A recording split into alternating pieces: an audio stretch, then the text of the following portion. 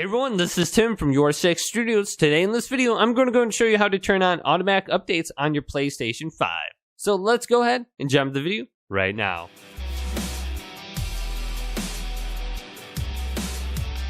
So if you want to keep your game updated and ready to play, so next time you jump on, there's no download, well, this is very easy to do. Me, I typically keep my PlayStation 5 in rest mode. So if you press the PlayStation button, then go to power and go to enter rest mode. It says you can download updates and games while it's in rest mode. And rest mode is a low power consumption state that only costs like $5 or $10 a year to keep it in. Now, if you go up to settings right here and select this, and then go on down to system, then go to power saving, go to features available in rest mode and select this.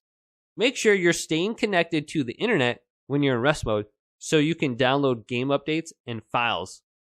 Then go ahead and back out of here, and then go down to save data and game app settings and select this option. Then go down to automatic updates and go to the right and make sure auto download is checkmarked.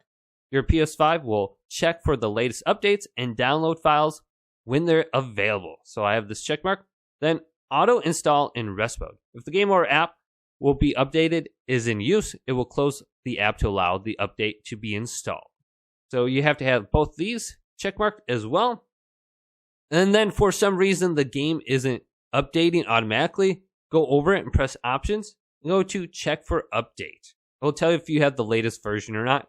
And another cool thing is if you go over the game, go to update history, some of the games will give you detailed patch notes and update history about what they actually fixed. So like Horizon Zero Dawn says, unlocked frame rate to 60 frames per second when running on the PS5. So go ahead and check that out. So if this video did indeed help you guys out, go ahead and leave it a big thumbs up and subscribe to my channel down below for more tech help videos coming up next on YourSixStudios.